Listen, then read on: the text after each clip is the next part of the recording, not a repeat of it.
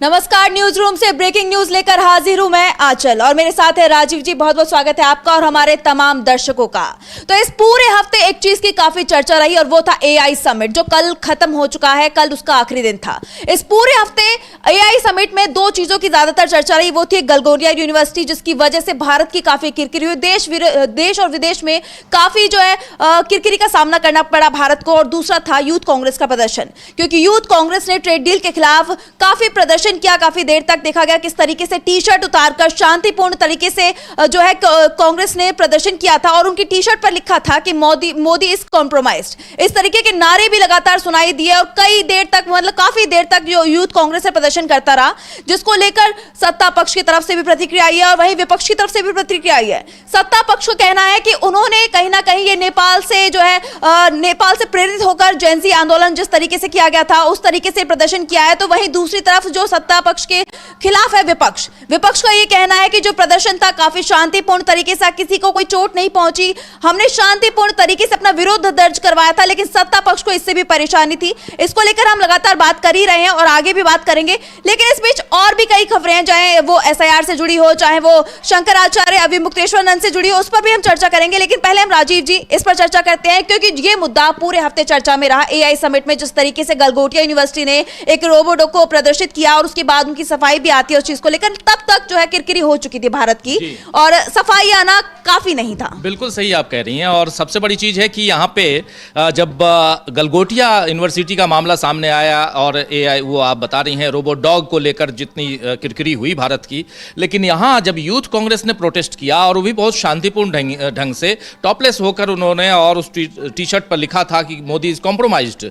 लेकिन ये Modi is compromised जो है ये शब्द पसंद नहीं आया शायद इन लोगों को, ये सेंटेंस पसंद नहीं आया सत्ता पक्ष को। और उसके बाद आपने देखा कि पूरे देश भर में प्रदर्शन हुआ यूथ कांग्रेस के खिलाफ, कांग्रेस पार्टी के खिलाफ, और खासकर बीजेपी के कई नेता बाहर निकल के आए, उनके प्रवक्ता बाहर निकल के आए। उन लोगों ने बयान ये दिया कि इसके पीछे गहरी साजिश है और इस साजिश के कर्ता धर्ता राहुल गांधी हैं, यानी राहुल गांधी ने ही ये साजिश रची है। उनके घर पर प्रोटेस्ट किया गया उसी शाम को, आपने ये भी देखा। तो बहुत कुछ, लेकिन सबसे बड़ी चीज है कि आखिर क्यों ये प्रोटेस्ट, मोदी इज कॉम्प्रोमाइज्ड क्यों? इसलिए क्योंकि ट्रेड डील का मामला था, अमेरिका का मामला, उस पर भी चलेंगे, उस पर भी बात करेंगे, क्योंकि अब वहां भी परेशानी ये हो रही है कि वो 15% कर दिए ट्रंप साहब, पहले कल 10% किया, 10 से अब 15% पे आ गए। तो बहुत कुछ है और इन चीज़ों को अगर तार जोड़ने की, डॉट्स जोड़ने की कोशिश कीजिए तो आपको एक दूसरी लाइन, एक दूसरी तस्वीर बन के आती है। और उस तस्वीर में साफ दिखाई देता है कि नरेंद्र मोदी सचमुच कहीं ना कहीं कॉम्प्रोमाइज्ड है, उनके ऊपर कोई प्रेशर है और उस प्रेशर के कारण वो लगातार नरेंद्र मोदी डोनाल्ड ट्रंप के सामने झुक रहे हैं। और इसी बात को यहां पर कहने, और यूथ कांग्रेस के नेता अगर जाते हैं तो इसको जेनजी आंदोलन से, अभी आप बता रहे थे नेपाल के आंदोलन से क्यों जोड़ा जाता है। नेपाल में सत्ता परिवर्तन हुआ, सत्ता परिवर्तन बांग्लादेश में हुआ, हमने देखा अभी चुनाव खत्म हुआ, तो ये सब हुआ। लेकिन यहां की सरकार क्यों डर रही है? यहां की सरकार इसलिए डर रही है क्योंकि उनको लगता है कि कहीं यहां के यूथ, यहां के युवा न बाहर निकल के आ जाएं और उसके कारण कहीं वो परेशानी, यानी सत्ता पक्ष जो है परेशानी में न घिर जाए। तो ऐसे में जो यूथ कांग्रेस का जो प्रोटेस्ट है वो बहुत महत्वपूर्ण है। इसलिए महत्वपूर्ण हो जाता है क्योंकि यहां से कांग्रेस की एक अलग तस्वीर दिखाई देती है। कांग्रेस को आज की तारीख में आप देख लीजिए अगर पूरे देश में, तो दो तरह की तस्वीरें सामने आती हैं। एक तस्वीर जिसमें कांग्रेस के फॉलोअर्स हैं और एक तस्वीर जहां पर बीजेपी के फॉलोअर्स हैं। बीजेपी के फॉलोअर्स की संख्या ज्यादा है इसलिए बीजेपी की सरकार बनी हुई है, लेकिन कांग्रेस चाहती है उसमें से कुछ फॉलोअर्स टूट के इधर आए और ऐसे आंदोलनों की जरूरत है। अगर ऐसे आंदोलन होंगे तभी तो वो होगा, तभी तो यूथ आएंगे, युवा आएंगे इधर। युवाओं का आंदोलन इस देश में हमेशा उसकी तब जरूरत हुई है जब किसी एक गहरी साजिश का शिकार अगर देश हुआ है और उस देश को उस साजिश से बाहर निकालने की कोशिश हुई है। और दूसरा ये भी कि जब सत्ता पक्ष, जो सत्ता, साजिश तो अलग चीज है, लेकिन साथ साथ जो सत्ता पक्ष है उस सत्ता पक्ष के खिलाफ भी अगर माहौल क्रिएट करना है, उसके खिलाफ माहौल क्रिएट करना है, तो युवाओं को अपने पाले में लेना होगा। और युवाओं को पाले में लेने के लिए जब तक युवा बाहर निकल के नहीं आएंगे तब तक नहीं होगा। और ऐसे में यहां पर ये जो यूथ कांग्रेस का प्रदर्शन है, ये प्रदर्शन नरेंद्र मोदी की सरकार को गले में अटका हुआ नजर आता है, क्योंकि ये प्रदर्शन इस ढंग का है। देखिए 11-12 युवा थे, ज्यादा नहीं थे, वो गए प्रदर्शन किए, चुपचाप चल के आ जाते और कोई दिखाता भी नहीं। लेकिन अब सब तरफ चर्चा यही है कि यहां पर देश के खिलाफ साजिश रची गई। भाई देश के खिलाफ क्या साजिश रची गई? इन लोगों ने देश की किरकिरी क्या कराई? यही कि वहां पर विरोध प्रदर्शन हुआ। विरोध प्रदर्शन अगर हुआ है तो कहां नहीं होता है। जिनेवा में हुआ विरोध प्रदर्शन WTO की बैठक में, उसके दौरान G20 की बैठक के दौरान विरोध प्रदर्शन हुआ। विरोध प्रदर्शन और भी दुनिया भर में अलग अलग जगहों पे हम लोग देखते आए हैं, होता रहता है। महिलाएं भी टॉपलेस होकर चली जाती हैं, तो ये सब कुछ होता रहता है। जापान में मैं गया हुआ था, उस समय जापान में वहां विरोध प्रदर्शन चल रहा था प्रधानमंत्री के कार्यालय के सामने। तो ये सब चलता है, लेकिन ये सब एक आपका अपना मौलिक अधिकार है। विरोध करना मौलिक अधिकार है, संवैधानिक अधिकार है, उस अधिकार को आप छीन नहीं सकते। लेकिन यह कहा जा रहा है कि विरोध प्रदर्शन जो है इस ढंग का नहीं करना है। इनके खिलाफ जो 4 युवा हैं, युवक कांग्रेस के नेता, उनके खिलाफ FIR दर्ज करा दी गई। वो अब जेल में है, 5 दिन के रिमांड पे है। उनका नाम भी अगर कहें तो उस पर हम लोग देख सकते हैं। ये देखिए, ये नाम जी बिल्कुल, स्क्रीन पे साफ साफ देखा जा सकता है कि युवा बिहार से युवा कांग्रेस के राष्ट्रीय सचिव कृष्णा हरि का भी नाम इसमें है, और वहीं दूसरे हैं बिहार से युवा कांग्रेस के प्रदेश सचिव कुंदन यादव, तीसरे हैं उत्तर प्रदेश से युवा कांग्रेस के प्रदेश अध्यक्ष अजय कुमार, और चौथे हैं तेलंगाना से नरसिम्हा यादव। तो ये 4 लोग हैं जिनके खिलाफ जो है रिमांड को, इन 4 लोगों को रिमांड पर 5 दिन की रिमांड पे 5 दिन की रिमांड पर इन लोगों को भेजा गया है। और ये बहुत बड़ा कदम है। कहीं ना कहीं ये जो लोग थे वो शांतिपूर्ण तरीके से अपना विरोध जता रहे थे, और ये उनका हक था, ये उनका अधिकार था, क्योंकि वो शांतिपूर्ण तरीके से प्रदर्शन कर सकते हैं। लेकिन वहीं अगर देखा जाए तो इनके खिलाफ एक्शन ले लिया गया सिर्फ इसलिए क्योंकि वो अपना विरोध जता रहे थे।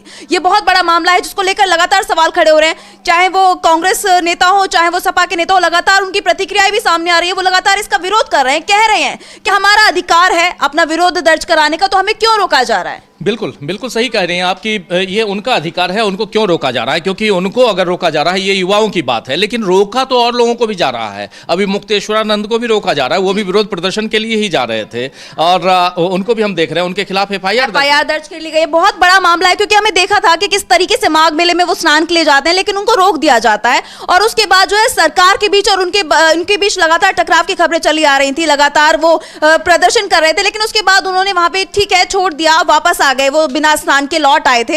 लेकिन उसके बाद उनका कहना यही था कि हम वो चाहते हैं कि वो जाएं स्नान के लिए, उनसे माफी मांगी जाए, इस तरीके के बयान आए थे। लेकिन अब जब ये मामला शांत हो गया था, वो लखनऊ कूच करने के लिए जाने वाले थे, ये खबर जैसे ही सामने आती है उनके खिलाफ जो है FIR दर्ज कराई जाती है। अभी तक तो सिर्फ आदेश दिए गए थे FIR के, लेकिन अब FIR दर्ज हो चुकी है। ये बहुत बड़ा मामला है, क्योंकि लगातार सरकार के बीच और जिस तरीके से इनके बीच टकराव देखा जा रहा है, उसके बीच में ऐसा ये मामला सामने आना कि FIR दर्ज कराई गई है, तो इसको लेकर कई सवाल खड़े होते हैं। बहुत सारे सवाल खड़े होते हैं। और अभी मुक्तेश्वरानंद का जिक्र यहां इसलिए जरूरी है क्योंकि वो भी एक विरोध प्रदर्शन के हिसाब से ही लखनऊ जाने वाले थे। उससे पहले शंकराचार्य स्वामी अभिमुक्तेश्वरानंद को अगर अब कोर्ट के आदेश के बाद पॉक्सो एक्ट के तहत उनको अगर गिरफ्तार नहीं किया गया, अब हो सकता है कि गिरफ्तार हो जाएं, उनको जमानत मिल जाए तो गिरफ्तार ना हो, ये भी हो सकता है। क्या होगा आगे नहीं पता, लेकिन यहां भी विरोध की बात है। प्रयागराज में इनके खिलाफ वहां FIR दर्ज कराई गई है, लेकिन प्रयागराज में इसलिए क्यों कराई गई, क्योंकि यह भी ढूंढा जा रहा था कि कहां कराई जाए। प्रयागराज चूंकि गए थे माघ मेले में, इसलिए वहां प्रयागराज में कराया जा रहा है। अब ये विरोध के स्वर इनके और मजबूत ना हो, तीखे ना हो, इसलिए इनको चुप कराने। तो ये जो चुप कराने की बात है आंचल, वही चुप कराने वाली बात यूथ कांग्रेस के साथ भी लागू हो रही है, वही चुप कराने वाली बात स्वामी अभिमुक्तेश्वरानंद के खिलाफ हो रही है। तो जो भी सरकार सत्ता पक्ष के खिलाफ बोलेगा, उसके खिलाफ कुछ ना कुछ ऐसा किया जाएगा ताकि आप चुप हो जाएं। आपकी चुप्पी इनके लिए बेहतर दवा की तरह काम आती है, ये सत्ता पक्ष को दिखाई देता है। लेकिन कब तक? चूंकि मौलिक अधिकार आपका है, विरोध प्रदर्शन कर सकते हैं, तो मौलिक अधिकार पर अगर हनन उसका होगा तो कहीं ना कहीं आवाज उठेगी। आज आप कब तक स्क्वीज करते रहेंगे, कब तक दबाते रहेंगे? क्योंकि आपने देखा है कि जब जब हम लोगों ने अलग अलग ढंग से दबाने की कोशिश, एक बलून को जिसमें हवा भरी हुई है, उसको अगर आप दबाइए तो वो बलून फूट जाती है।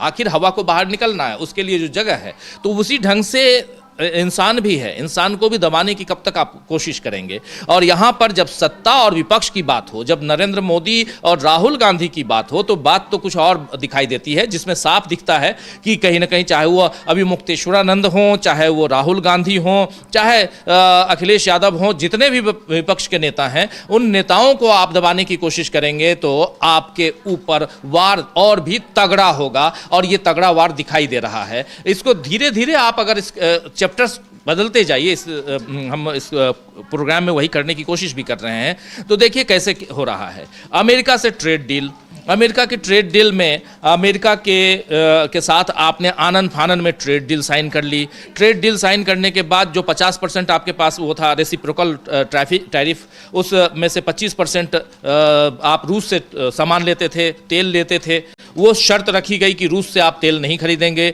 दूसरी शर्त ये रखी गई कि आप अगर रूस से तेल खरीदेंगे और हम एक टीम बनाएंगे, गठित करेंगे कमीशन, और वो कमीशन अगर रिपोर्ट देता है कि आपने तेल खरीदा है वहाँ से या कुछ ऐसी खरीदी की है, तो आपके ऊपर 25% और लगा दिया जाएगा। तो 25% वो हटाया गया, 25% की जगह 18% किया गया। अब इसके बाद सुप्रीम कोर्ट अमेरिका का उसने कह दिया, वो भी सुप्रीम कोर्ट में 9 जजों की बेंच थी, 9 जजेस, उसकी बेंच में से 6-3 से यहाँ चुनाव वो इस पूरे केस को हार जाते हैं डोनाल्ड ट्रंप। और उसके बाद डोनाल्ड ट्रंप के ऊपर आता है कि आपने जितना ये लगाया है जिन जिन देशों के ऊपर, ये अवैध है। ये सब कुछ हमारे तमाम दर्शक जानते हैं, इसमें कुछ भी नया नहीं है।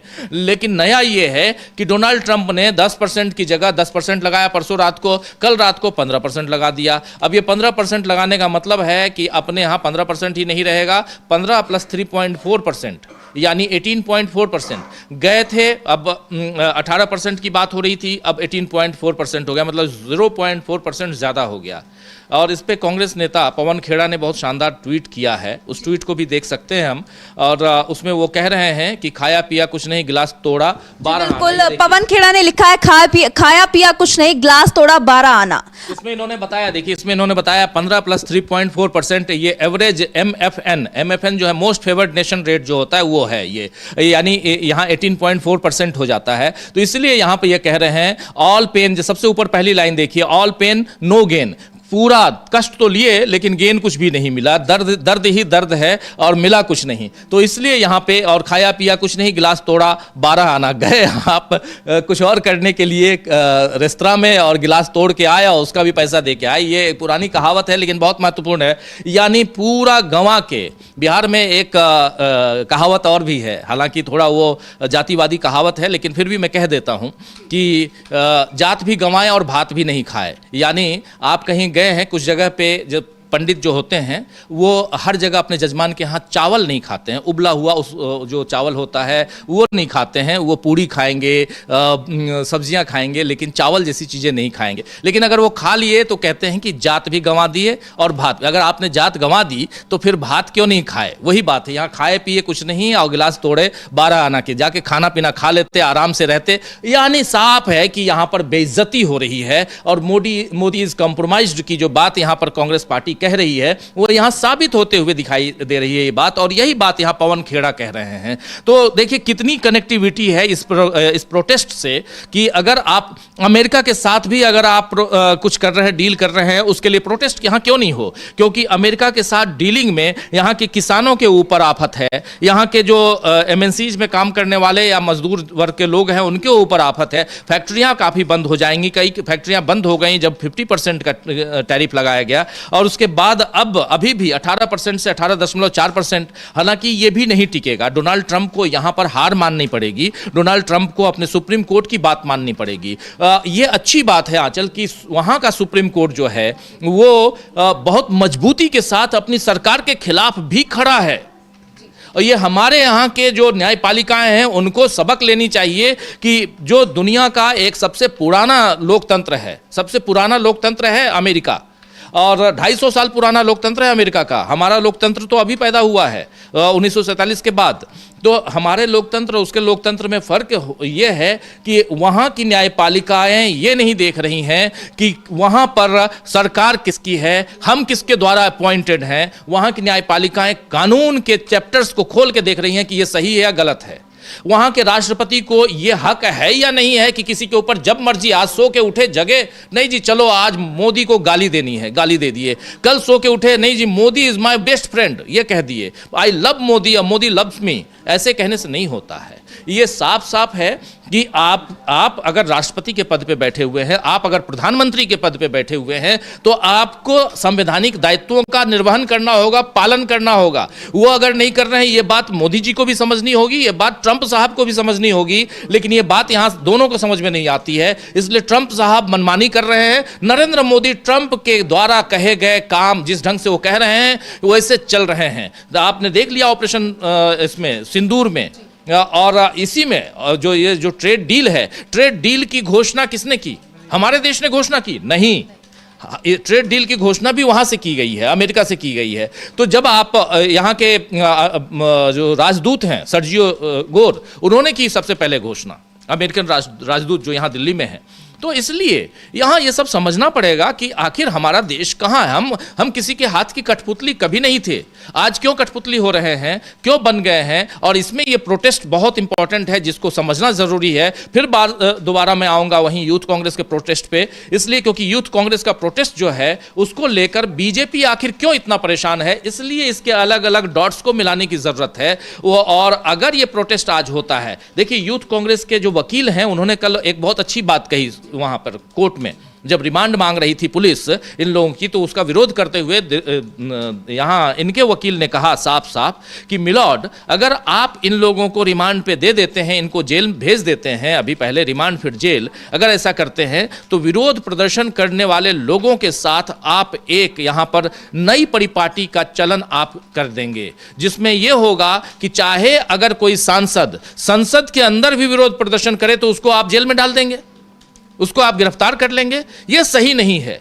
इसलिए आपको हम इस प्रोटेस्ट का यहां पर समर्थन करते हैं और इन लोगों को आप छोड़ दीजिए। उन्होंने कहा, इनके वकीलों ने नहीं छोड़ा अलग चीज है, और इनको भेज दिया। अभी देश में जो चल रहा है आप जानते। वही फिर मैं जुडिशरी पे आता हूं, फिर हमारी जुडिशरी को वहां की जुडिशरी से देखना चाहिए। मैं फिर बोलूंगा कि हमारे यहां कोई 5 साल से जेल में बंद है और उसको अगली फिर से एप्लीकेशन के लिए, जमानत की एप्लीकेशन के लिए उसको 1 साल का इंतजार करना है।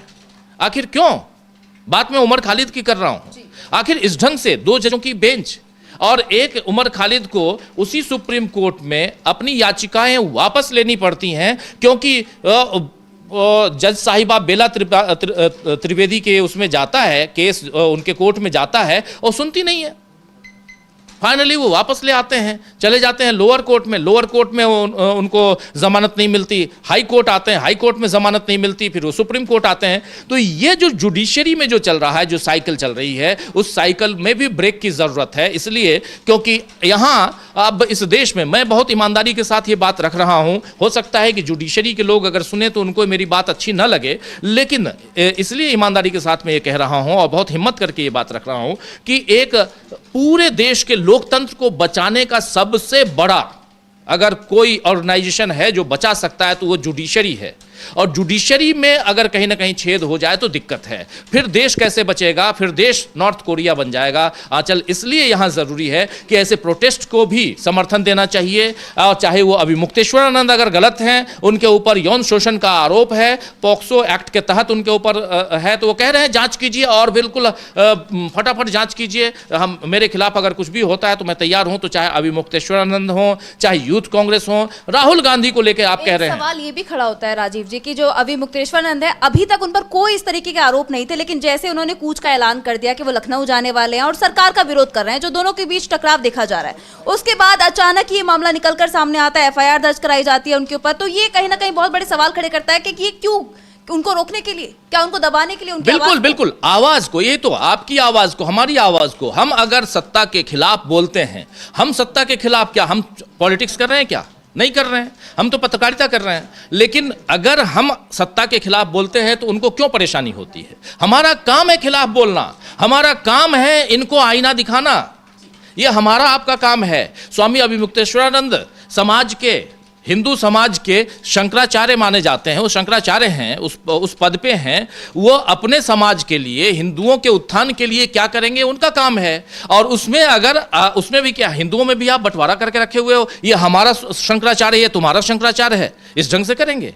चार कुल जमात 4 शंकराचार्य हैं। और हिंदू धर्म के जिसको आज सनातन का नाम दिया जा रहा है, मैं उसमें नहीं जाना चाहता हूं, चूंकि हमारा संविधान किसी धर्म विशेष की बात नहीं करता। हमारा संविधान जो है सर्वधर्म समभाव की बात करता है। हर धर्म के लिए एक ही समान भाव, समान विचार, इसकी बात करता है। और इसीलिए यहां पर चाहे हिंदू हो, मुसलमान हो, सिख हो, क्रिश्चियन हो, जो भी हैं, सबको समान जगह, समान अधिकार देने की बात करता है। यह नहीं कहता है कि अगर रिक्शे से आप जाओ, कोई मियां मिले तो उसको 5 की जगह 4 रुपए देना। ये संवैधानिक कुर्सी पर बैठा हुआ अगर मुख्यमंत्री अपने प्रदेश के लोगों से ये अपील करता है तो इससे दुखद कुछ नहीं हो सकता। और इस बात पे अगर सुप्रीम कोर्ट में याचिका आती है, सुप्रीम कोर्ट कहता है कि नहीं, चुनाव के समय आप लोग आ जाते हैं ऐसी बकवास चीजें लेकर, जाइए हाई कोर्ट में जाइए, तो इससे दुखद और कुछ नहीं होगा। यहां पर सुप्रीम कोर्ट की यहां पर अवमानना हो जाए, कुछ हो जाए, लेकिन यहां सुप्रीम कोर्ट के खिलाफ बोलना पड़ेगा।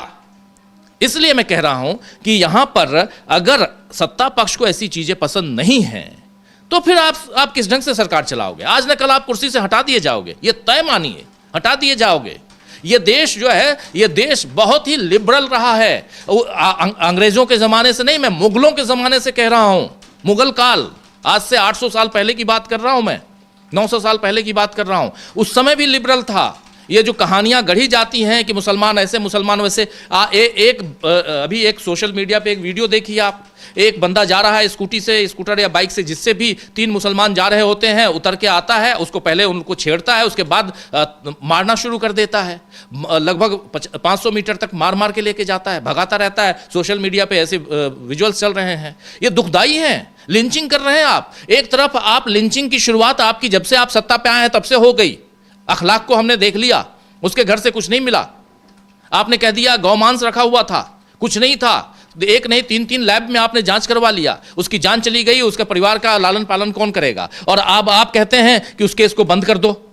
उत्तर प्रदेश सरकार ने उस केस को बंद करने के लिए वहां एप्लीकेशन दिया था। पुरानी बात हो गई, महीने भर पुरानी बात, लेकिन यहां पर इन सबको संदर्भों में जोड़ना जरूरी है आंचल। इसलिए ये बात मैं कह रहा हूं कि आप मॉब लिंच तैयार करते हैं, लिंच मॉब तैयार कर रहे हैं एक तरफ से, और दूसरी तरफ से आप राहुल गांधी के खिलाफ जिस ढंग से बयान दे रहे हैं। किरण रिजिजू ने जो बयान दिया, जरा सुन लेते, सुनवा दीजिए बयान को। जी बिल्कुल, किरण रिजिजू का बड़ा बयान सामने आया, क्या कुछ कहा है उन्होंने, सुन लेते हैं। हम सुनेंगे, लेकिन उससे पहले हम प्रदर्शन की जिस तरीके से लगातार बात कर रहे हैं, जो एआई समिट में प्रदर्शन हुआ उसकी काफी चर्चा हो रही है, और इसके बाद हम बात करेंगे जो 9 राज्यों की एसआईआर के बाद लिस्ट जारी की गई, उस पर भी हम बात करेंगे। लेकिन पहले सुन लेते हैं कि किरण रिजिजू ने क्या कुछ कहा है। सब जगह प्रशंसा हो रही थी और विश्व के बहुत प्रमुख देशों का head of the state, head of the government और कई जाने माने हस्तियां भारत का तारीफ करके एकजुट, बहुत अच्छा काम चल रहा था। उस समय कांग्रेस के, यूथ कांग्रेस वर्कर्स के कुछ लोगों ने वहां आकर के नंगा नाच किया और सबने तस्वीरें देखी, और रात भर इसका जो प्रतिक्रिया आए हैं देश भर से, जितना भी इसका निंदा किया जाए बहुत कम है। ये एक गलती नहीं है, ये एक अपराध है। देश के खिलाफ बहुत बड़ा अपराध काम किया है कांग्रेस वालों ने।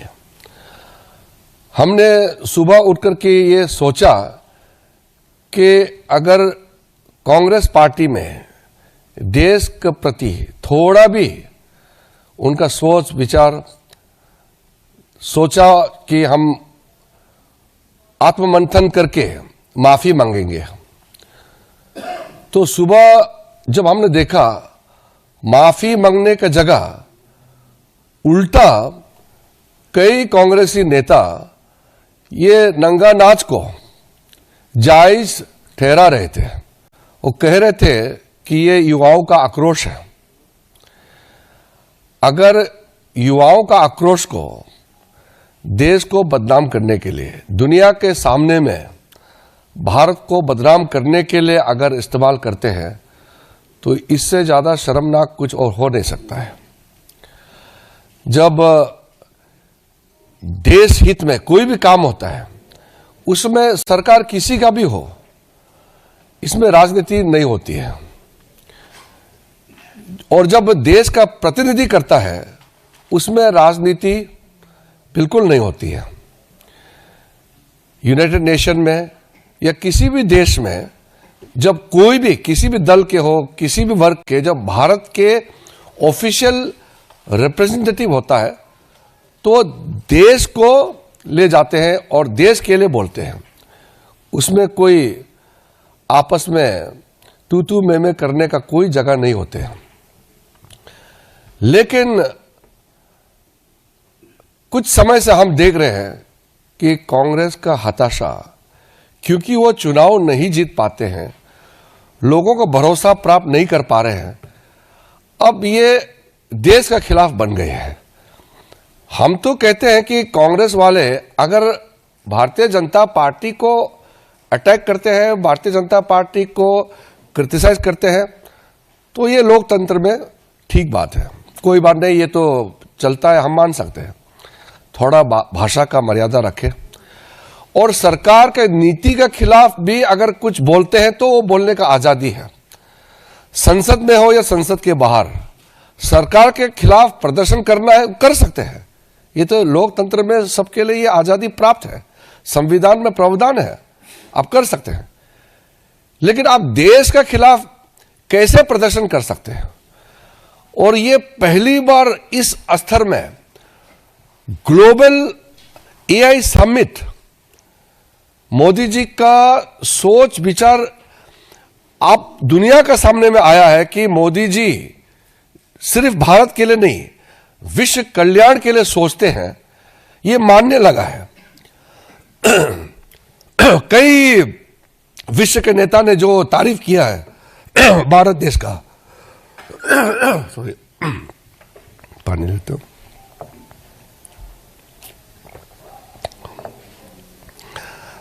आपने देखा होगा, तो सुना आपने कि किस तरीके से किरेन रिजिजू ने जो यूथ कांग्रेस के प्रदर्शन को गलत ठहराया है और इनके हाव भाव साफ दिखाई दे रहे हैं, किस तरीके से बीजेपी बौखलाई हुई है।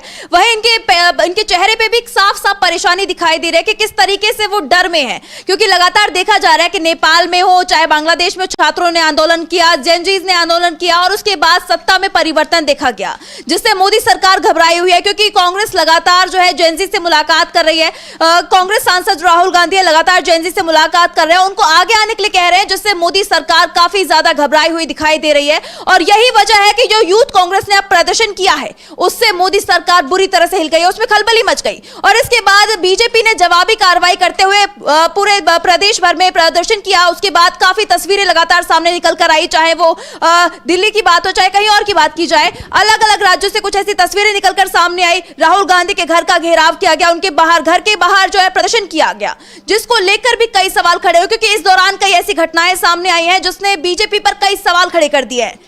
बिल्कुल बिल्कुल आप सही कह रही हैं कि बीजेपी पर कई सारे सवाल खड़े हैं। और किरेन रिजिजू के हाव भाव को आपने देख लिया, अभी आप कह भी रही थी, हाव भाव से साफ नजर आ रहा है कि कितनी घबराई हुई है। और सरकार, सत्ता पक्ष, और चूंकि ये संसदीय कार्य मंत्री हैं किरेन रिजिजू, केंद्रीय मंत्री हैं, इनके ऊपर जिम्मेदारी संसद सुचारू रूप से चलवाने की भी है। क्योंकि वहाँ तो ठीक है, लोकसभा में वहाँ ओम बिरला साहब हैं, लेकिन दूसरी तरफ इनकी जिम्मेदारी भी है कि सुचारू रूप से चले संसद। लेकिन संसद से लेकर बाहर तक इन लोगों को उम्मीद नहीं थी कि संसद के अंदर राहुल गांधी जो कर देंगे। राहुल गांधी ने किताब दिखा दी, किताब के बाद उन्होंने चीन के साथ वाली जो रिलेशन है उसको बता दिया, और भी बहुत कुछ हो गया, हम लोगों ने देखा उस दौरान। और अभी 9 तारीख से फिर शुरुआत होगी, 9 मार्च से, होली के बाद जब संसद में, तो तब भी और बवाल मचना है। लेकिन उससे पहले राहुल गांधी जिस ढंग से यहाँ पर एक्टिवली सत्ता पक्ष के खिलाफ मोर्चा खोले हुए हैं, जेनजी इनसे मिल रहे हैं, किसान इनसे मिल रहे हैं, आदिवासी मिल रहे हैं, महिलाएं आके मिल रही हैं, सब अलग अलग जगहों से मिल रहे हैं राहुल गांधी से। जन संसद चला रहे हैं राहुल गांधी, उन्होंने नाम भी लिखा है जन संसद, और उसमें लोगों के साथ संवाद कर रहे हैं, उनकी समस्याएं सुन रहे हैं। तो ये सारी चीजें एक साथ नजर आ रही हैं कि नेता प्रतिपक्ष कुछ ऐसे काम में लगा हुआ है जो सत्ता पक्ष को हिला सकता है, और इसलिए यहां सबसे ज्यादा परेशानी है इन में है सरकार, और सबसे ज्यादा परेशान उनके हाव भाव से नजर आ रहा है कि ये। और देखिए कितने ये जो विजुअल हमारे दूसरे साइड में हम लोग देख रहे हैं, 11-12 लोग हैं, ज्यादा नहीं है युवा, और क्या कर रहे हैं, टी शर्ट उतार के, इस टी शर्ट पे मोदी इज कॉम्प्रोमाइज्ड लिखा हुआ, इस टी शर्ट में फोटो है मोदी और इनकी डोनाल्ड ट्रंप की, इस तस्वीर के साथ ही आगे बढ़ रहे हैं। यही किया इन्होंने। यहां पर क्या ऐसा कर दिया कि इन लोगों ने देश की छवि का सत्यानाश कर दिया हो, देश की छवि बिगाड़ दी हो? अगर ऐसा लगता है तो इनके ऊपर देश विरोधी गतिविधियों का केस कर दो ना, यूएपीए में ले जाओ इनको जेल। साबित कर दो कि ये देश विरोधी गतिविधियों में शामिल हैं, साबित कर दो कि राहुल गांधी देश विरोधी गतिविधियों में शामिल हैं। राहुल गांधी को कह रहे हैं कि ये बहुत ही खतरनाक वर्ड, कि राहुल गांधी जो है डेंजरस हो गए हैं इस देश के लिए। अगर राहुल गांधी डेंजरस हैं, खतरनाक हैं, तो राहुल गांधी को जेल में डालो ना। एक सवाल तो ये भी उठता है राजीव जी, अगर ये गलत है, अगर ये प्रदर्शन गलत है, बीजेपी जिस तरीके से सड़कों पर निकल रही है, तो क्या वो गलत नहीं था जो राहुल गांधी को धमकी दी गई, उसके खिलाफ एक्शन क्यों नहीं हुआ? हाँ, ये बहुत बड़ा सवाल है और बहुत वाजिब सवाल है। ओम बिरला का चेला है वो जी, ओम बिरला का समर्थक है। जहां जहां ओम बिरला जाते हैं बिल्कुल उनके पीछे नजर आता है। वो सारी तस्वीरें हम लोगों ने देखी हैं, और वो करनी सेना का भी अपना कार्यकर्ता बताता है, और सीधे बोलता है कि घर में घुस के गोली मारेंगे। सीधे बोलता है कि 25 सांसद उनके साथ, एक नहीं मतलब 25 सांसदों को धमकी दी जा रही है, और साफ साफ धमकी, और ये सब जानते हैं, ऐसा नहीं कि किसी से छुपा हुई है, और उसके बाद भी सरकार इस पर कोई एक्शन नहीं ले रही। वही तो, उसको गिरफ्तार किया गया, गिरफ्तार करने के बाद छोड़ दिया गया। लेकिन आप, वही तो दिक्कत है कि सत्ता पक्ष का अगर कोई हो, यहां आप मॉब लिंचिंग कर दें, यहां पर आप मुस्लिम समुदाय के ऊपर तमाम तरह के हमले करें, सब कुछ करें, तो सब जायज है, क्योंकि सत्ता पक्ष है। चाहे मध्य प्रदेश की बात, जिन जिन राज्यों में इनकी सरकार है, वहां देखिए किस ढंग से आफत वाली हालत बनी हुई है, लेकिन वहां आपके लिए कुछ नहीं। लेकिन जब आप यहां विरोध प्रदर्शन अगर होता है, तो सीधे राहुल गांधी इसके करता धरता है, राहुल गांधी ही सब कुछ कर रहे हैं। तो मैं तो वही बार बार कह रहा हूं कि राहुल गांधी को गोली मारने की बात जो कह रहा है उसको आप छोड़ रहे हैं, लेकिन राहुल गांधी कुछ नजर नहीं आ रहे। राहुल गांधी आपको आईना दिखाने का काम कर रहे हैं कि आपने अमेरिका के साथ जो ट्रेड डील किया है, आप वेट क्यों नहीं कर लेते? उस समय आपको वेट करना चाहिए था ना। आपको माला पहनने में ज्यादा अच्छा लग रहा था कि आप संसद परिसर में जाकर एनडीए के सांसदों से माला और स्वागत करवा रहे थे कि हाँ 18% करवा दिया, 18% करवा दिया। तो ये सब है, और इन सब के बीच कांग्रेस के अलग अलग नेता भी इस पर पलटवार कर रहे हैं, बातें कर रहे हैं। कांग्रेस नेता सुप्रिया सुले जो है, उनका भी बयान आया है ट्रेड डील को लेकर, क्या कुछ कहा है उन्होंने, सुन लेते हैं। अमेरिका के सुप्रीम कोर्ट ने डोनाल्ड ट्रंप के रेसिप्रोकल टैरिफ पर रोक लगा दी। इसके बाद डोनाल्ड ट्रंप ने ग्लोबल वैश्विक टैरिफ 10% का लगाया, मतलब अमेरिका में आने वाले हर सामान पर 10% टैरिफ लगेगा। इसका सीधा और सिंपल मतलब है कि हिंदुस्तान पर 10% टैरिफ लगेगा, वो 18% नहीं लगेगा जो ट्रेड डील में तय हुआ था। आपको याद होगा फरवरी की शुरुआत में इंडिया अमेरिका ने एक ट्रेड डील तय करी थी जिस पर भारत पर 18% टैरिफ लग रहा था, 3% से बढ़कर, और हमने अमेरिका पर 0% टैरिफ लगाने का वादा किया था। हमने अमेरिका से वादा किया था $500 बिलियन की तमाम चीजें खरीदने की, जिसमें कि कृषि की चीजें भी शामिल है। हमने अमेरिका से वादा किया था कि हम रूस से सस्ता तेल ना खरीदकर अमेरिकन और वेनेजुएलन तेल खरीदेंगे। आपको याद होगा ये सब हमने फरवरी की शुरुआत में किया था, और सुप्रीम कोर्ट का जो फैसला अमेरिका में आया है उसके बाद हिंदुस्तान को सिर्फ 10% टैरिफ देना होगा। तो इससे बहुत सारे सवाल खड़े होते हैं। पहला सवाल, ऐसी क्या जल्दी थी कि नरेंद्र मोदी जी ने बिना सुप्रीम कोर्ट के ऑर्डर का वेट किए जल्दबाजी में यह डील साइन करी? महीनों से यह डील पड़ी हुई थी, 30 मिनट की कॉल पर इतना आत्मसमर्पण करके इसको साइन करने की क्या जरूरत थी? हमने अमेरिका की चीजों पर 0% टैरिफ लगाना क्यों माना? हमने क्यों यह वादा किया कि हम $500 बिलियन का सामान अमेरिका से खरीदेंगे, जिससे कि हमारा ट्रेड सरप्लस, हमारा ट्रेड डेफिसिट बढ़ जाएगा, हमारे उद्योग तबाह हो जाएंगे? हमने क्यों यह माना कि हम रूस से सस्ता तेल ना खरीद के अमेरिका से खरीदेंगे, अपनी एनर्जी सिक्योरिटी को कॉम्प्रोमाइज किया? हमने क्यों अपना पूरा का पूरा डेटा थाली में लगाकर अमेरिका को सौंपने का वादा किया?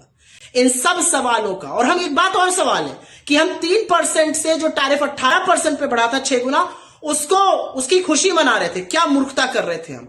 इन सब सवालों का एक ही जवाब है, और वो जवाब है इस देश का कॉम्प्रोमाइज्ड प्रधानमंत्री। जब नरेंद्र मोदी और उनके मंत्रियों का नाम एप्स्टीन की फाइल में आने लगा तो वो घबरा गए और सीधे डोनाल्ड ट्रंप के सामने नतमस्तक हो गए।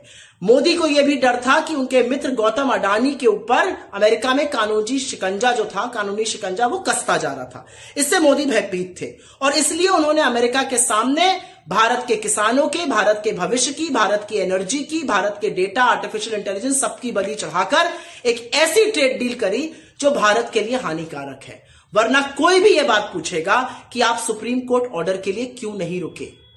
आपने इतना कुछ गवा दिया ट्रेड डील में अमेरिका के हवाले से, यह आपने क्यों किया? आपने देश की साख और देश की इज्जत के साथ साथ देश के भविष्य का समझौता क्यों किया? देश को दांव पर क्यों लगाया?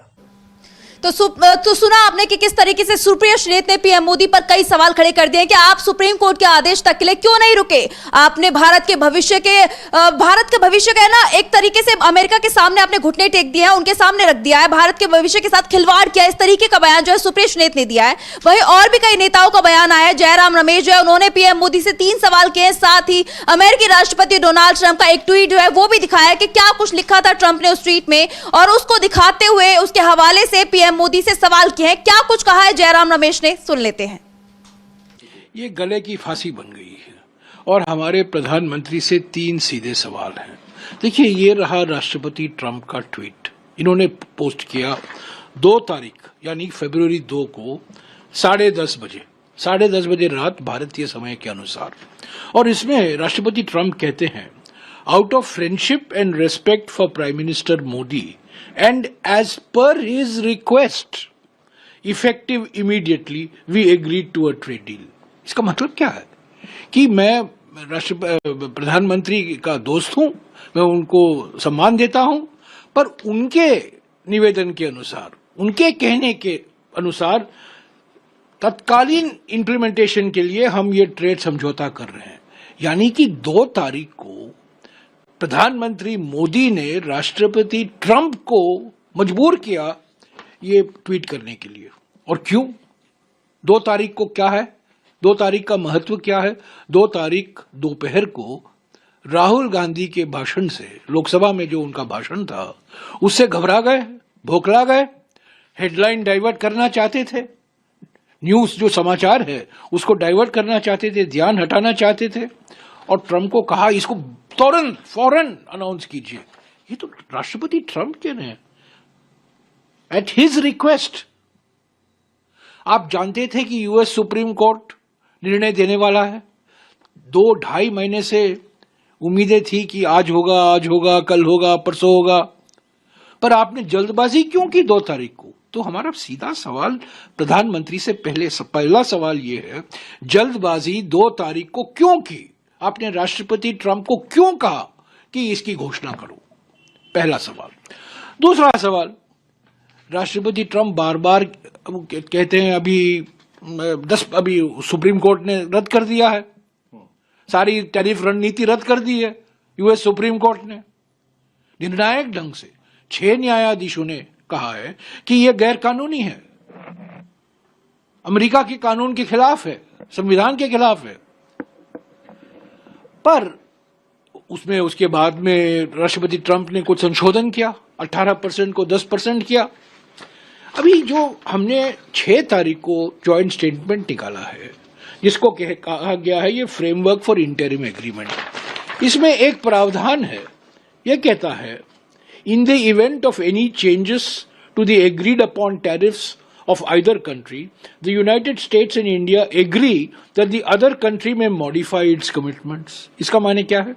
यानी कि अगर एक देश या अमेरिका या भारत टैरिफ बदलता है, जो समझौता हो गया है, जिस पर सहमति बन गई है, अगर उसमें वो बदलाव लाएंगे तो दूसरे देश को अधिकार है अपने टैरिफ बदलने का। तो हमारा दूसरा सवाल प्रधानमंत्री से यह है कि राष्ट्रपति ट्रंप ने टैरिफ बदल दिया है, सुप्रीम कोर्ट ने रद्द कर दिया है, उसके बाद उन्होंने नया टैरिफ की घोषणा की है। क्या प्रधानमंत्री साहस दिखाएंगे और कहेंगे कि पहला पॉइंट जो है इस फ्रेमवर्क एग्रीमेंट में, जो हमने आयात उदारीकरण किया है कि कृषि पर जो टैरिफ हम आयात कर लगाते हैं और हमने कहा वादा किया अमेरिका को, उसको घटाएंगे या हटाएंगे। तो सुना आपने कि जयराम रमेश ने ये साफ साफ कहा है कि ये जो ट्रेड डील साइन की गई ये सिर्फ एक हेडलाइन मैनेजमेंट था, और इससे पहले भी कई इस तरीके के हेडलाइन मैनेजमेंट देखी जा चुकी है, क्योंकि बीजेपी इस चीज में एक्सपर्ट हो चुकी है, कहीं ना कहीं वो मुद्दों से ध्यान भटकाने के लिए। बिल्कुल आप सही कह रही हैं, हेडलाइन मैनेजमेंट इससे पहले भी और कई जगह पे देखा गया, लेकिन ये बहुत मजेदार है जो अभी जयराम रमेश कह रहे हैं, इस पर ध्यान देने की जरूरत है। जो हमारे साथी इस प्रोग्राम को सुन रहे हैं वो समझ रहे होंगे कि 2 तारीख को राहुल गांधी, 2 फरवरी को राहुल गांधी भाषण देते हैं और जहां वो नरवणे की किताब दिखाते हैं, लेकिन 2 तारीख की शाम को अचानक आनंद फानन में एक ट्वीट आता है डोनाल्ड ट्रंप की तरफ से, और उस ट्वीट में डोनाल्ड ट्रंप कहते हैं कि पीएम मोदी के प्रति मित्रता और सम्मान के कारण और उनके अनुरोध पर हम व्यापार समझौते को तत्काल लागू करने पर सहमत हुए हैं। देखिए, पीएम मोदी के प्रति मित्रता और सम्मान के कारण उनके अनुरोध पर, यानी मोदी के अनुरोध पर हम व्यापार समझौते को तत्काल लागू करने पर सहमत हुए हैं। 2 तारीख दोपहर को राहुल गांधी, ये कह रहे थे अभी जयराम रमेश कि 2 तारीख को दोपहर राहुल गांधी ने लोकसभा में भाषण दिया। उस भाषण से नरेंद्र मोदी घबरा गए और सुर्खियों पर से ध्यान हटाने के लिए, क्योंकि सुर्खियां ये बनता, लेकिन सुर्खियों से ध्यान हटाने के लिए इन्होंने साफ साफ अनुरोध किया वहां डोनाल्ड ट्रंप को कि इस व्यापार समझौते को तत्काल, जिस व्यापार समझौते के लिए 6 महीने से नेगोशिएशन पे नेगोशिएशन कर रहे हैं आप, मोदी सरकार नेगोशिएशन कर रही है, किसान यहां विरोध कर रहे हैं, लेकिन आप आनंद फानन में उसको कैसे कर दे रहे हैं। जो अभी आप हेडलाइन मैनेजमेंट की बात कर रही थी, कई ऐसे मौके आए हैं जिसमें ये हेडलाइन मैनेज करने की कोशिश करते हैं। यानी हेडलाइन मैनेजमेंट क्या होता है, अखबारों की सुर्खियां कल क्या बने, मीडिया में टेलीविजन चैनल्स हम लोग यहां पर क्या दिखाएं, क्या बात करें, यही हेडलाइन मैनेजमेंट होता है, और इसमें यह सरकार माहिर हो चुकी है। मुझे याद है कि जब इंडिया गठबंधन की मीटिंग चल रही थी, पहली मीटिंग उनकी हुई थी, इंडिया गठबंधन बना था, जो इंडिया नाम नहीं था, लेकिन विपक्ष का एक गठबंधन बनेगा, नाम क्या आएगा वो बाद में तय होगा। पहली बैठक लालू यादव और उसमें नीतीश कुमार भी थे उस समय, चूंकि नीतीश कुमार उस समय इधर थे इस खेमे में, और सरकार में वहां पर तेजस्वी यादव थे, नीतीश कुमार डिप्टी सीएम थे और नीतीश कुमार सीएम थे। पहली बैठक इनकी हुई थी, इस विपक्षी गठबंधन की पहली बैठक पटना में हुई, उसके बाद दूसरी बैठक जो है बेंगलुरु में हुई, उसके बाद फिर तीसरी बैठक मुंबई में, और तीसरी बैठक जो मुंबई में हुई उस बैठक में यह तय किया गया कि इसका नाम क्या होगा हमारे गठबंधन का। और उस नाम में यहां पर जैसे नाम आता उससे पहले वहां एक नया यहां पर शिगुफा यह छोड़ा गया, 1 नेशन 1 इलेक्शन। यानी अब चर्चा इस नाम पे ना हो, इंडिया नाम पे ना हो, चर्चा हो कि 1 नेशन 1 इलेक्शन, यानी एक राष्ट्र एक चुनाव की बात हो, और उसको लेकर पूरी की पूरी टीम तैयार कर दी गई। उसमें रामनाथ कोविंद जो पूर्व राष्ट्रपति हैं अपने, उनको उसका अध्यक्ष बना दिया गया, उनकी अध्यक्षता में कमेटी बना दी गई, सब कुछ। तो ये सरकार लगी रहती है कि किसी भी ढंग से विपक्ष की बातें मीडिया में ना आए, उसको कैसे रोका जाए, और इसलिए ये हेडलाइन मैनेजमेंट। और इसीलिए 2 तारीख को जब राहुल गांधी भाषण देते हैं जिसमें जनरल नरवणे एमएम नरवणे की किताब का जिक्र आता है, कैसे आप डोकलाम में आपने क्या गड़बड़ियां की, कैसे हमारे देश के प्रधानमंत्री ने 2.5 घंटे बाद कहा कि जो उचित समझो वो करो, इन सब चीजों से रोकने के लिए। लेकिन एक बात मैं बताना चाहता हूं आंचल की, चाहे कुछ भी हो जाए, कितनी भी आप हेडलाइन मैनेजमेंट करने की कोशिश करें, लेकिन फाइनली होता यही है कि आजकल सोशल मीडिया, डिजिटल मीडिया का जमाना है, कहीं ना कहीं से बातें आ जाती हैं, और वो बातें यहां भी आई। इसलिए जयराम रमेश जिन चीजों का खुलासा कर रहे हैं उसमें कुछ भी नया नहीं है, लेकिन इन बातों को बार बार रिपीट करने की जरूरत भी है। कांग्रेस पार्टी को यही काम करने की जरूरत है जो आपने अभी सुप्रिया श्रीनेत को दिखाया, जो अभी आपने जयराम रमेश को दिखाया। ऐसे और भी दूसरे जो नेता, पवन खेड़ा जैसे अपनी बात रखते हैं, जो कह रहे थे खाए पिए कुछ नहीं, गिलास तोड़ा 12 आना, यानी 12 आने के, उस जमाने में आना चलता था, आना पैसा चलता था, तो उस आने की बात जो पुराने जमाने की बात है, अब आना नहीं, अब तो पैसा भी नहीं चलता, और न ही 1 रुपए कोई लेता है, 10 रुपए से नीचे कोई बात, एक भिखारी भी नहीं लेता आपसे 1 रुपए, वो भी कहता है 10 रुपए दे दो बाबा, क्या दे रहे हो। तो इसलिए क्योंकि महंगाई इतनी हो गई है, रुपए का डिवैल्यूएशन हो गया है, आज 90 रुपए से ज्यादा कीमत हो गई है $1 की अपने यहाँ, तो समझ सकती हैं कि क्या है। और अमेरिका इन चीजों में हमको दबाए जा रहा है, और नरेंद्र मोदी अमेरिका के सामने दबे जा रहे हैं। तो इसलिए तो यूथ कांग्रेस के नेता पूछ रहे हैं कि नरेंद्र मोदी इज कॉम्प्रोमाइज्ड। राहुल गांधी कह रहे हैं नरेंद्र मोदी इज कॉम्प्रोमाइज्ड। क्यों कह रहे हैं? अगर आप किसी के सामने कॉम्प्रोमाइज्ड हैं, उनके सामने झुके हुए हैं, उनकी बातों को मान रहे हैं, तो इसका मतलब आपने आत्मसमर्पण कर दिया, कॉम्प्रोमाइज, सरेंडर, जिसको सरेंडर नरेंद्र सरेंडर जो नारा दिया था, उसी नारे को थोड़ा सा सोफिस्टिकेटेड वे में कहा जा रहा है कॉम्प्रोमाइज्ड। तो इसलिए इन चीज़ों को समझने की ज़रूरत है। और यहाँ पर ऐसी चीज़ें, ये विरोध प्रदर्शन की जो बातें होती रही हैं, ये विरोध प्रदर्शन की बातों को और इन चीज़ों को, किसानों के आंदोलन को आपने देखा, 13 महीने किसानों का आंदोलन चला, उनके ऊपर लाठियां चलाई गई, उनके ऊपर क्या क्या नहीं कहा गया, उनको मवाली कहा गया, आतंकवादी कहा गया, उनको नक्सली कहा गया, सब कुछ कहा गया। ग्रेटा थनबर्ग बहुत बड़ी आज की तारीख में एक छोटी थी, उस समय 15-16 साल की थी ग्रेटा थनबर्ग, और या 17-18 साल की होगी। उस लड़की के खिलाफ, उसने भी किसानों के आंदोलन का समर्थन कर दिया था, तो उसके खिलाफ यहाँ FIR दर्ज करवा दिया आपने। तो ये जो पर्यावरण के लिए सोशल एक्टिविस्ट के रूप में काम करती है, तो आप ये सब कर रहे हैं। इस देश में एक्टिविस्टों के लिए जगह नहीं है, उनको आप अर्बन नक्सल कहते हैं। जो विरोध प्रदर्शन करते हैं, उनके विरोध के स्वर को, उनके विरोध के सुर को दबाने की कोशिश कर रहे हैं। अगर कोई मोदी तेरी कब्र खुदेगी अगर कह दिया तो आपको बुरा लग जाता है, लेकिन मोदी मुर्दाबाद आप अगर कहे, या सरकार मुर्दाबाद के नारे लगते रहे हैं। तो ये एक तरह से जो हमारे देश में एक परंपरा रही, एक परिपाटी रही विरोध प्रदर्शन की, उसको खत्म करने की एक सोची समझी रणनीति के तहत एक साजिश रची जा रही है। और इसमें कब तक, कहां तक सफल होती है सरकार, ये तो आने वाला वक्त बताएगा, लेकिन बहुत महत्वपूर्ण है। और उसी में अभिमुक्तेश्वरानंद भी है, शायद उनकी बाइट भी आ गई। जी बिल्कुल, उनका भी बयान आया, क्योंकि जिस तरीके से उनके खिलाफ FIR दर्ज कराई गई है, ये मामला लगातार सुर्खियों में बना हुआ है। टकराव जो है सत्ता पक्ष के बीच में और अभिमुक्तेश्वरानंद के बीच में बढ़ता ही जा रहा है। तो इस बीच उनका बयान आया है, क्या कुछ कह रहे हैं वो सुन लेते हैं। उन्होंने कल हमारे अधिवक्ता ने आप लोगों को बताया था कि उन्होंने 2 एफिडेविट दाखिल किए हैं, दोनों में 2 कहानी है। यहीं से मामला खत्म हो गया। एक व्यक्ति शपथ पत्र पर 2 कहानी देता है, इसका मतलब उसकी एक कहानी तो झूठी है ना। आप इसी से अंदाजा लगा लीजिए। तो और बाकी जो कहानी में जो कमजोरी होगी वो वकील वहां पे खड़े होकर कोर्ट में बताएंगे, उसको हम कैसे आपके सामने बताएं। इसलिए कोई इसमें बाधा नहीं है। ये बिल्कुल उचित है, जो प्रक्रिया है उसका पालन किया जाना चाहिए। और हम लोग न्यायालय में जो बाधा आ रही है उसको फेस करेंगे। ऐसी क्या बात है, हम थोड़े आदित्यनाथ हैं कि हमारे ऊपर का मुकदमा हटवा लो, ऐसी जरूरत नहीं है। हमारे ऊपर अगर कोई आक्षेप है तो हम भी उसका सामना करेंगे जैसे आम लोग करते हैं। ऐसी क्या बात है। और हमको अपनी न्यायपालिका पे भरोसा है और अपनी सच्चाई पे भरोसा है। क्या किस बात की चिंता। ठीक है। और गौ माता का आशीर्वाद है, गौ माता के लिए निरंतर हम लोग आगे बढ़ रहे हैं, बिना डरे बिना भय खाए, और बढ़ते रहेंगे। आप कैसे चुप करा लोगे। ठीक है स्वामी जी।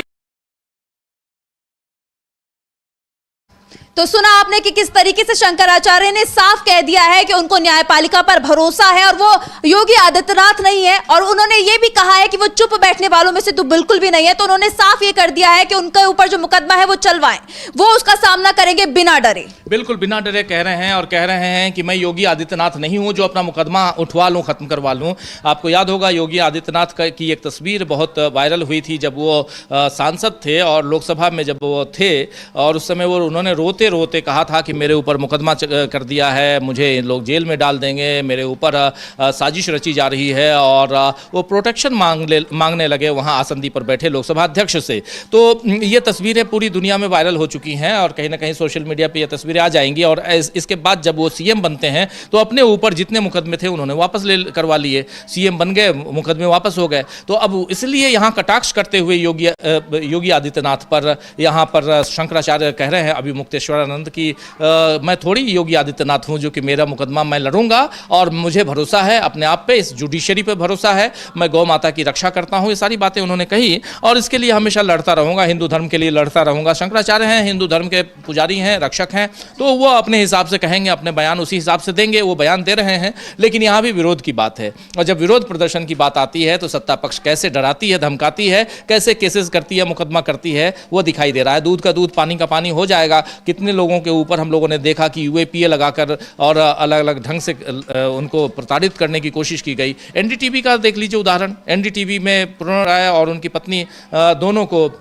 राधिका रॉय, दोनों के ऊपर केसेस हुए, आईटी के छापे पड़े, सब कुछ हुआ। उसके बाद अब क्लोजर रिपोर्ट चली गई, ये केस वापस पाक साफ निकल गए। एनडीटीवी फाइनली खरीद लिया, अदानी ने खरीद ली एनडीटीवी। तो इसलिए ये समझना जरूरी है कि किस ढंग से एक अब तो पिछले 12 साल में आंचल अपने पास इतने एग्जाम्पल हैं जिससे यह साबित किया जा सकता है कि नरेंद्र मोदी की सरकार डरी हुई सरकार है, जो अपनी सत्ता को बचाने के लिए विरोध के स्वर को कुचलने की कोशिश करती है और इसी में लगी हुई है, ये साफ दिखाई देता है। इसीलिए यहाँ पर ये तस्वीरें साफ साफ आ रही हैं और इसी में बहुत सारी और भी तस्वीरें हैं जो अभी आप बताएंगी। जैसे महाराष्ट्र की खबरें हैं। जी बिल्कुल, महाराष्ट्र से भी एक बड़ी खबर निकलकर सामने आ रही है। जैसा कि आप सभी जानते हैं कि अजीत पवार की 28 जनवरी को प्लेन हादसे में मौत हो गई थी। उसके बाद से लगातार उनके इस हादसे को लेकर सवाल उठते रहे हैं, चाहे वो एनसीपी के नेता हो चाहे एनसीपी एसपी के नेता हो, लगातार सवाल खड़े कर रहे हैं। उनको ये शक है कि ये कोई साजिश थी, ये हादसा नहीं था, ये कोई साजिश थी। ये साफ साफ एनसीपी नेता रोहित पवार ने कहा है, उनका बयान भी सामने आया है। क्या कुछ कहा है रोहित पवार ने, सुन लेते हैं। वो भी बीएसआर कंपनी में इन्वॉल्व है। कॉन्स्पिरेसी के बारे में अगर हम बात करें तो दो टाइप की कॉन्स्पिरेसी हो सकती है, एक तो पॉलिटिकल और कमर्शियल। अभी इसमें से कौन सी है वो हम ढूंढना चाहते हैं। इसमें दूसरी बात ऐसे है कि जो कंपनी रिस्पॉन्सिबल है, जैसे वीएसआर रिस्पॉन्सिबल है, उसको अगर कोई सपोर्ट कर रहा है, उसको अगर कोई बचा रहा है, वो भी एक कॉन्स्पिरेसी हो सकती है। इसलिए इतने पावरफुल लोग इस कंपनी के पीछे है, डीजीसीए के बहुत बड़े अधिकारी इसके पीछे है। तो मुझे लगता है अगर अजीत दादा को हमको न्याय देना है तो महाराष्ट्र के लोग, इस देश के लोग वहां पे प्रयत्न कर रहे हैं, वहां पे उनकी आवाज वो वहां पे बोल रहे हैं। लेकिन अगर इस इन्वेस्टिगेशन को न्याय देने की जरूरत है तो इंडिया के सबसे पावरफुल लोग, जैसे कि इस देश के प्रधानमंत्री साहब नरेंद्र मोदी जी और अमित शाह जी ही अजीत दादा को न्याय दे सकते हैं, क्योंकि जो बाकी जन इसमें इन्वॉल्व है वो भी पावरफुल है। लेकिन आज सबसे पावरफुल इस कंट्री में जो है वो दो लोग होने के कारण मैं उनको विनती करता हूं कि इस इन्वेस्टिगेशन में आप खुद वहां पे ध्यान दो। एक छोटा सा लेटर मोदी साहब के नाम से वहां पे मैं आज उनको देने वाला हूं, ईमेल के माध्यम से, क्योंकि वहां पे मुझे परमिशन मिलेगी नहीं मिलेगी, अपॉइंटमेंट मिलेगी नहीं मिलेगी, वो विषय है।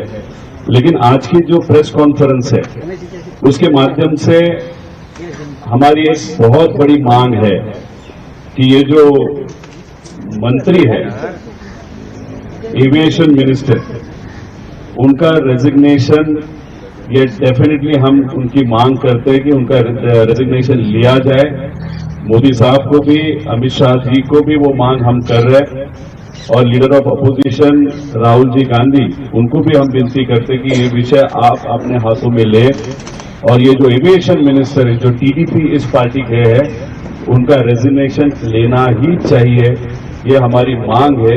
वो क्यों लेना चाहिए उसके बारे में कुछ तो सुना आपने कि किस तरीके से रोहित पवार ने एविएशन मिनिस्टर के इस्तीफे की मांग कर दिया। साथ ही यह भी कहा है कि वो प्रधानमंत्री नरेंद्र मोदी को एक पत्र लिख रहे हैं और उसके जरिए वो जांच की मांग कर रहे हैं कि अजीत पवार की विमान हादसे की गहन जांच होनी चाहिए। और क्योंकि लगातार इस हादसे को लेकर सवाल उठते रहे, उन्होंने ये भी अंदेशा जताया था कि जो उनका प्लेन था उसमें कई कैन रखे हुए थे पेट्रोल के।